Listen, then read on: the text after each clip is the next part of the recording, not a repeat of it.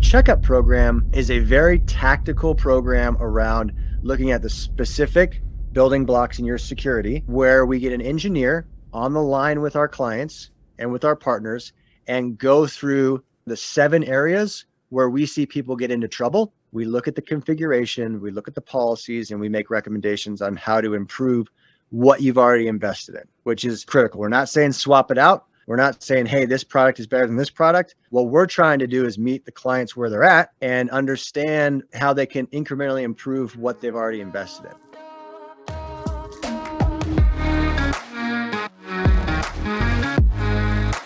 Hey everybody, and welcome to the Incident Report presented by Quest Technology Management. I'm Paul Burke, Director of Technology Communications. Every week, I'm joined by VP of Sales and Partnerships, Adam Burke. The Incident Report brings you conversations with thought leaders, business innovators, and channel mavericks to help you stay productive and agile in a changing technology landscape. Hey everybody, welcome back to another episode of the Incident Report. I'm your host, Paul Burke. I'm half your hosts. Across from me, Adam Burke, friend, brother, co-host. How are you doing? Good, Paul. And I know everyone tunes in to the Incident Report to hear us talk football. So before we get into it today, I just want to say that if you didn't get a chance to see the stellar performance of the San Francisco 49ers yesterday in their complete dismantling of Tom Brady's attempted offense at the Tampa Bay Buccaneers, it was a fantastic sight to see. It was a lot of fun as a Niner fan. And as a Niner fan who lives in Arizona, the beating was so bad. It was so bad that in the third quarter, they cut to a more interesting game, the Seattle game, and they just stopped broadcasting it. It was scheduled on Fox, and they just said, you know what? We can't show it anymore. We just can't show it anymore. We have to cut away. And it was a lot of fun. So I hope you had a great weekend. I did. I felt so bad for those announcers. I imagine at the end of the third quarter, they just all looked at each other and shrugged and said, we don't have anything else to say. We've kind of worshipped at the altar of Purdy. We've said, wow, look at Brady. He's really pouting a lot. And they're like, we got to go to another channel. We got to go to another game where there's nothing else to say about this game. In the local market, did they cut as well? Back in NorCal? Did they cut? I figured it was just because. I think they cut everywhere, yeah. Oh, wow. That's even better. I just thought it was like, they're like, meh, maybe the people in Arizona want to watch a better game. I'm not going to lie. Okay. I left at the end of the third quarter. I was like, well, it's been fun, and took off because it was too much of a beatdown. Tom Brady has quite a pout. One of the greatest to ever do it, but man, he got just destroyed yesterday. Good times. Well, anyways, we'll get back to it. I know everyone tunes in to listen to our NFL picks, but our hot takes. It was a lot of fun. Hot takes on the NFL. Yeah. Did you bet on yesterday's game? Yes, I did. Funny you should ask. Another reason I'm in a good mood. So yes, I did. That's fantastic. I'm excited for you, Adam. You won some money. Now, let's get serious. It's the holiday season. Sometimes you might be walking the aisle thinking, this person you're shopping for has everything. What could I possibly offer? What could I give them? What do they need? They have everything. Well, I think in some ways, Adam, businesses are like this. What do you get the business that has everything for Christmas? What could possibly serve them? And I started thinking about all the articles we read. Every week, we're pouring over hundreds, if not thousands, of articles, putting together a better episode for you. And as I was doing this, as I was just poring over these articles, I realized something, that these people, these companies are buying software, they're buying products, but they're not getting the most out of them. They're spending a lot of money, but not maximizing the potential of software and hardware. Do you know what I mean, Adam? I do. We talk about that a lot. The business outcome conversation, right? People invest in different products and different services, and the vendors do a great job. They do a great job delivering the specific products or the specific services that have been kind of negotiated for, right? So you go through this vendor selection process. You say, hey, I really like this endpoint protection, or I really like this software solution for backups, or you go through all of that, and the vendors do a great job delivering the product to the client. But I agree with you. There is a gap in what's actually purchased versus what sometimes customers can get out of these investments. So Adam, what I think is important is this year for the business that has everything. Perhaps what you give that business in your life is a Quest Cybersecurity Checkup program. It's exactly what your business needs. They don't know it yet, but they need it, and they'll love it. How about I feel that like pitch, Adam? that's fantastic. You should send that to CVS as an audition for pitching, doing the live pitch on a little CVS program there. CVS is that's the at-home shopping network, right? Where they sell sweaters and like foot massagers. QVC. I thought you said CVS. CVS sells toothpaste. I think QVC. I don't know what QVC. I don't know what it stands for. Quality Video Channel. I'm not sure. No idea. But you're right. Completely blew that one. Yes, QVC. It's interesting you say that because we did build something that we wanted to talk about today a little bit around our cybersecurity checkups. And before you guys cut out and just be like, okay, this is a Quest infomercial. It's not. But what we're talking about is there's a trend, and we've seen this from our partners, and we've seen this from our partners' clients, that they're investing in technology, they're purchasing widgets, if you will, and sometimes they're not getting the most out of them. So sometimes people call this like life cycle or end user management or adoption practices. But what we found is that sometimes the best way to get the most out of your product or your purchase investment for product, software, and hardware is to take a look at how you're using it and a couple of recommendations on how you can improve that. You know how we begin every episode with that big booming sound effect and then a quote that inspires people to keep listening, a quote that makes them wonder and think, I need to listen to this podcast. Well, today, perhaps the quote I use is, wait, this isn't an infomercial. Keep listening. You always edit out the audiogram. It's such a clean production. You do a fantastic job with that. So we've talked about before all about our incident response and incident containment practices, right? We see people come in a lot of different ways. Sometimes they come in proactively asking us for help in their cybersecurity practice. Sometimes they come in after the bad actors have already been involved. So what we did and what we're going to be doing in 2023 and really investing in our partners and making sure they have this capability is some of our checkups. And the checkups are there in the security practice world. You can do a full business impact analysis, a full security posture assessment, full internal, external pen test, really advanced stuff. You can do vulnerability scans, reputational analysis, all sorts of stuff. That's not what this is. Do we do all that stuff? Absolutely. We'd love to talk to you in more detail about it.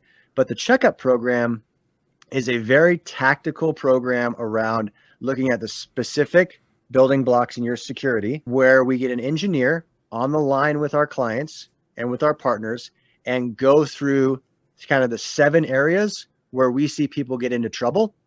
And we do basically a command line configuration. Hey, let's log into the firewall. Let's check your endpoint. Let's kind of go into your email security flow, whatever tool it is. It doesn't matter what tool it is. There are standard tools that kind of address all of these 7 different areas that we can go through. And we kind of do a right seat ride, if you will, where we look at the configuration, we look at the policies, and we make recommendations on how to improve what you've already invested in, which is critical. We're not saying swap it out. We're not saying, hey, this product is better than this product. What we're trying to do is meet the clients where they're at and understand how they can incrementally improve what they've already invested in. I'm not sure if this question is going to derail us. I don't think it will. I think this will keep us on the rails. I think it's relevant. I listened to a photography podcast, and one of the photographers mentions that they've discovered the reason people avoid family portraits is not because of time, not because of money, not because of convenience, but simply because they are concerned about their children embarrassing them in front of the photographer. Do you feel that this might be one of the reasons people avoid getting a checkup? That they don't want to open up their business to Quest, to come in, look at how they've configured things, look at what might potentially be a mess. Do you think on some level they're concerned about judgment? Yeah, I mean, absolutely. That is something that could be a concern, and that's a realistic concern. I mean, people have investments in these capabilities. They've made promises to the board of directors and their management teams that, hey, we're going to buy this product and things are going to be great. And that's what's really powerful about the checkup is you're coming in to check what's built, to help make recommendations on potential areas where it could be improved. It's not hey, you made the wrong decision, or this is not the right way to protect your environment, or this product is not as good as this product. This is more of a, everyone can use an extra set of eyes reviewing their environment, helping them understand where they can improve. But yeah, ego, absolutely. Does ego get involved? Yeah, it does. But if you can detach from that a little bit, and that's really what these checkups are for. When we're talking to partners, you want to talk to the business leaders.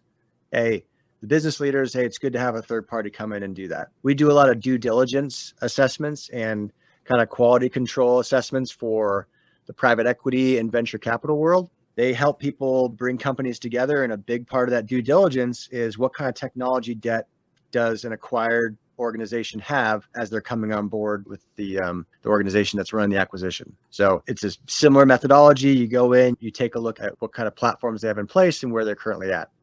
Who is this aimed for? Small, medium, large businesses? Who benefits the most?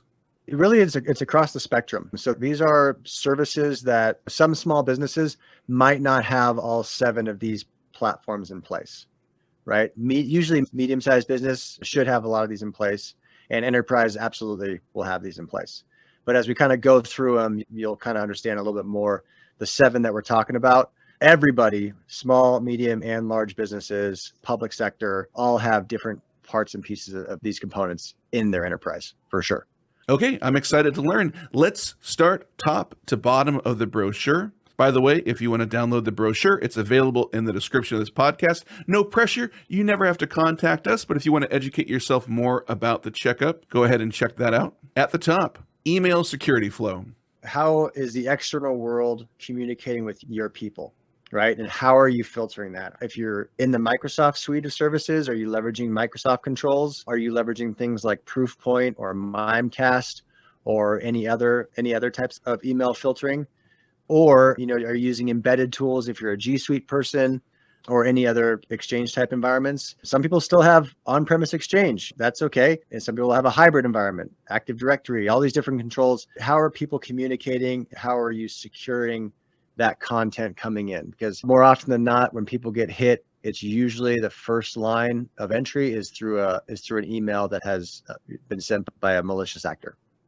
And just for clarity, these are 7 separate checkups, or do they all come bundled together? Can you separate them out? We offer them as individual. We put them out there as individual checkups. Maybe everyone doesn't have all these different features, or they don't necessarily want help at this time looking at them. So we put them all together as one, hey, I want everything type of an offering. And we also have individual checkups as well. Okay, great. Thanks. That makes a lot of sense. After email security flow, we have patching checkup. Yeah, so patching is an area where bad actors can try to look for exploits, right? People are scanning environments all the time. Your insurance providers, we're finding more of our clients, some of them in the small and medium business, when they're going to renew their cybersecurity insurance, they're pretty shocked to find out that the insurance provider knows a lot more about them than sometimes they know about themselves. That's a little embarrassing for a few IT directors out there. They were very shocked about it. There are tools where people scan all of your external IP addresses and anything that you have publicly facing the internet, and they can get a lot of information about your IT hygiene, what systems you're running, what's patched, what's not, known vulnerabilities and potential vulnerabilities on your edge. These are all things that you can't hide anymore. We had an IT director come to us and say, hey, this is weird. These guys have this whole report about us, and I never gave them any information about us. We never let them into our systems. And we had to kind of walk them. We saw the tool. We know what the tool is. And we walked them through, hey, this is how they got it. This is what you're showing to your clients and your business partners and affiliates. So it's a reputation, and patching is a critical part of that reputation as you're presenting yourself to partners, clients, and your vendors. Yeah, so we do a full checkup and let you know where you're at in your patching. And then if you have a patching tool for automated patching and things like that, we take a look at those configurations, those schedules, when you're planning on doing maintenance, all that good stuff, and help you through that. Yeah, that has to be so awkward for an IT director to realize they don't know as much as the person who just did research about them. Well, there's so much going on. I mean, there's some middle market and small businesses, they have maybe one IT person for every 100 employees, right? And so they're running, a lot of these folks they're running and dealing with end user. hey, I don't know how to connect to Wi-Fi. I'm having trouble with this Excel file. They're getting pulled into all sorts. They got an executive who's angry in a conference room because his audio visual isn't working. His PowerPoint for the board of directors is presenting locally, but it's not presenting on the WebEx. I mean, there's so much going on in IT right now that a lot of these folks are just overwhelmed, and it's nothing against them as far as, hey, you didn't know this. How, you can't be expected to know everything about the environment. That's what, partners are for. That's a great point. 100 to 1. That's incredible. We see that ratio a lot. Wow. 100 to 1. That just blows me away. Okay. Our next checkup is endpoint protection. This is like your edge, kind of your armor at the edge devices. So you have, especially with remote workers, you have people all over the country. You have people logging in remotely. You have people, overseas. But that endpoint device, how are you securing it? And then how can that endpoint basically affect the rest of your system? So what endpoint protection do you have in place? Is it a signature based or is it a anomaly based? Do you have those features turned on? Is it the latest version? Sometimes we find folks who have invested in some awesome endpoint protection products, but they're not on the latest versions. They don't have the latest updates. They don't have the latest and greatest capabilities enabled. People buy this stuff and then kind of forget to turn on features. It's like buying a new car and you're driving in the snow, but you don't know how to turn on 4-wheel drive, right? So helping folks through that. I mean, I know when I bought my truck, I just wanted to drive it off the lot, but of course the sales guy wants to come out and tell me about all the cool features and here's how you turn on your backup cameras, your seat warmers and all this kind of stuff. I just want to drive the new truck off the lot. It's no different with software tools, right? It's people want to get them going. They're excited about them, but there's so many capabilities in these different software platforms and they're consistently being updated. We talked about this, I think 2 or 3 episodes ago. I think one of the largest opportunities in the MSP and in our market is helping people get the most out of their investments because software vendors keep upgrading, keep adding more capabilities. This is not going to go away. It's not going to go away. There's going to be continued challenges here and you got to find someone to help you.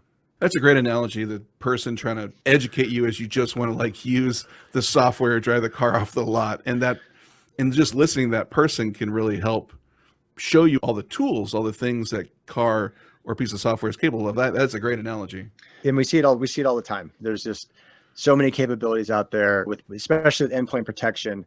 We really want to understand the policies that are enforced on that endpoint. So we help folks understand the policies, make sure they're enabled, make sure those features are up to date, and then make some recommendations on, hey, here's how you can improve your endpoint protection and your policies for these antivirus tools. Nice. So that's endpoint protection. What about backup? What about people's backup?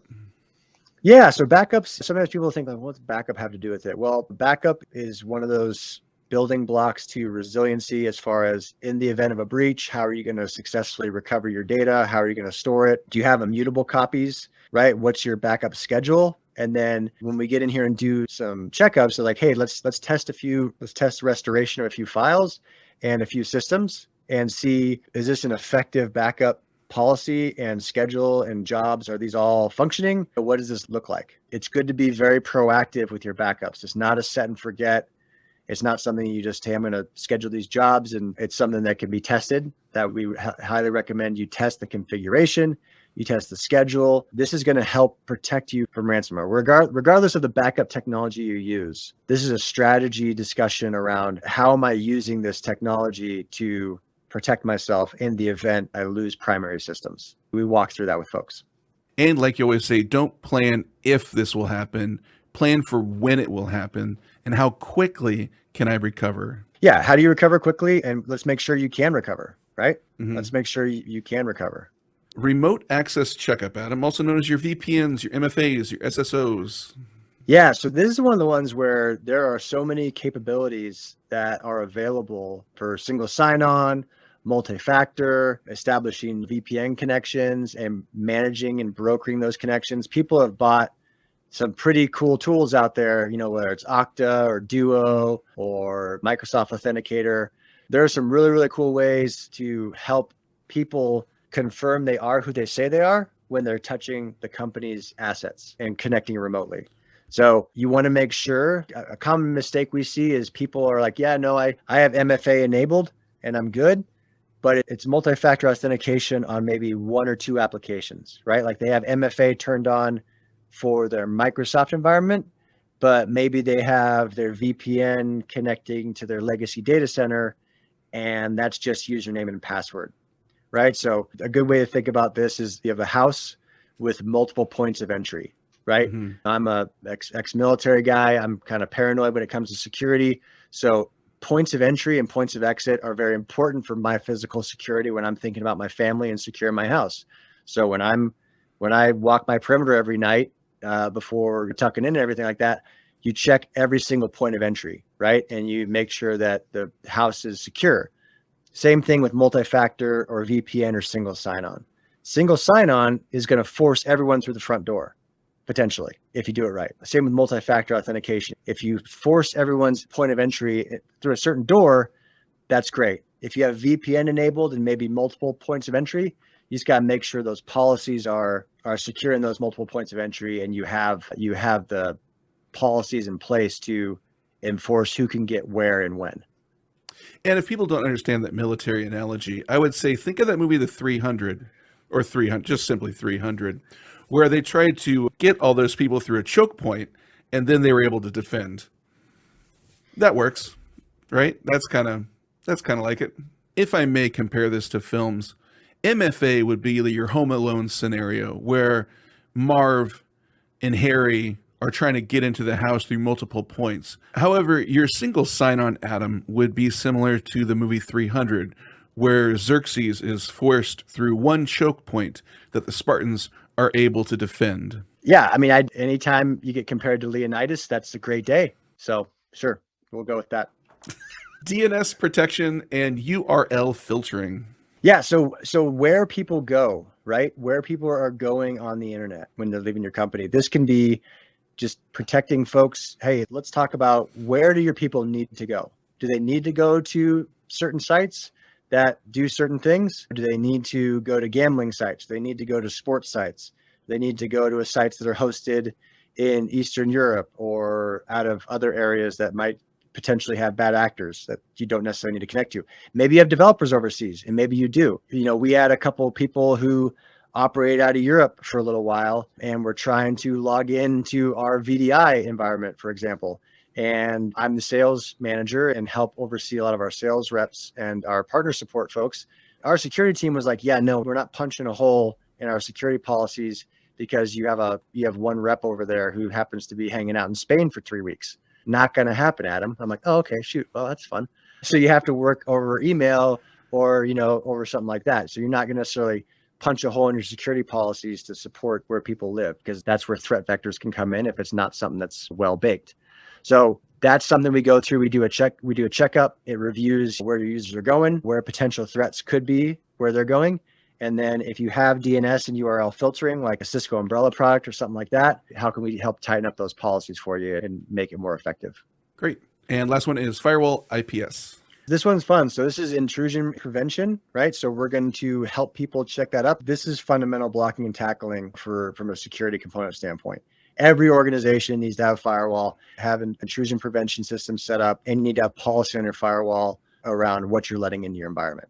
This is the edge, if you will, how people are getting in. This is all policy based. So we'll go in regardless of the firewall manufacturer, or whether it's a virtual context or a physical device. We'll come in, do a policy review, do a firewall review with you, look at your controls, look at your rules, look to see if you're on the latest firmware and updates and all that type of good stuff, and make some recommendations there. This is bread and butter. And this is just good to have a second set or third set of eyes confirming that, hey, we're good.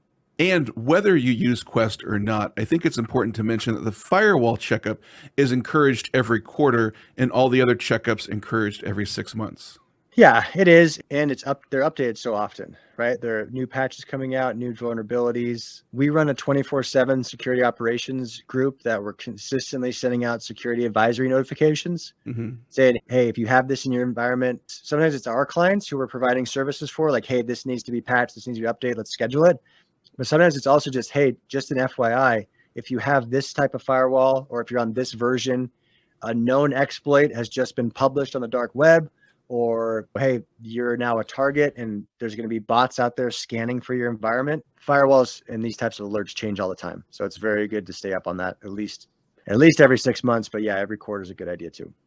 You know what? I realized we never talked about time. How long do these checkups take? Do they take a week? Do they take a few days? Couple hour sessions kind of for each one. Oh, that's quicker than I thought. Yeah, we get some login credentials. It's good from a customer and a partner standpoint. It's going to take a couple hours of their time, but we kind of log into the systems, do a review with them, take the data back, and then provide a little bit of follow-up documentation. So start to finish, I wouldn't plan for more than 5 to 6 business days. But if it's a significant upgrade or documentation or change, something like that, it can always move into something larger. But these checkups, they really are that. They're a checkup. They're hey, let's take a look, see what's going on, and give you some immediate feedback. Nice. Yep. That's great, Adam. Hey, thanks for sharing. Well, boy, my voice really cracked right there. Thanks for sharing, Adam. No problem. Yeah, no, and this is one of those things where we kind of keep seeing this trend. We're seeing this all the time. The vendors are doing a good job getting latest and greatest products out there, but clients continue to struggle with getting the most out of their investments. And I think whether or not we go into recession next year or things slow down, I think it's good to help them get the most out of what they've invested in. You mentioned that most organizations have one IT person for every 100 employees, which makes me wonder if they're doing these checkups, does their IT have to be there with us through the process? Is it locking down their IT person for multiple hours that they don't have? No, so typically we need like read access to some of those systems, right? We're not getting at the command line and getting administrative full admin access or anything like that. So if they'd like to participate and like to be there, that's absolutely recommended. But if we can get basic read-only access or just check out the configs, that's something we can do as well. But oftentimes, yeah, they do like to be part of that, and we'll schedule a working session with them and go through things with them because they're usually the ones who are going to be dealing with the recommendations and the updates and things like that. Got it. Makes sense. Hey, if to this point, I hope you gotten something out of this, and I hope it didn't feel infomercially. I hope it just felt educationally. Words today, Adam, are really coming to me perfectly. That makes sense. I appreciate the clarity, and thank you for listening. If you've listened through this point, I hope this has not felt infomercially, but I hope this has felt informationally. Oh, words are really failing me right now, Adam. Words are tough, Paul. Words are difficult. But yeah, no, I appreciate everyone listening. These are things that we are putting together out there for clients and partners, and we do want to help, and we find that this is a good way to start the dialogue. Nice. Well, Adam, thanks for joining us. Thanks for sharing all the information. And everybody listening, thank you for joining us. I hope this has been helpful. We hope you have an amazing week. Yeah, and we'll put this in the show notes, as well as we have our partner portal that is linked to the cybersecurity brochures as well. So we'll get that out there. Check it out. Come talk to us. Thanks, everyone.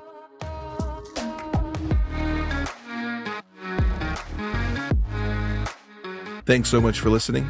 The Incident Report is brought to you by Quest Technology Management. With over 40 years of experience, Quest is a leading technology integrator working seamlessly with your staff and systems to achieve your IT goals. Learn more about everything they do at questsys.com. And if you have questions or suggestions for the podcast, you can always email Adam and myself at theincidentreport@questsys.com. We hope you have a great week, and we'll see you next time.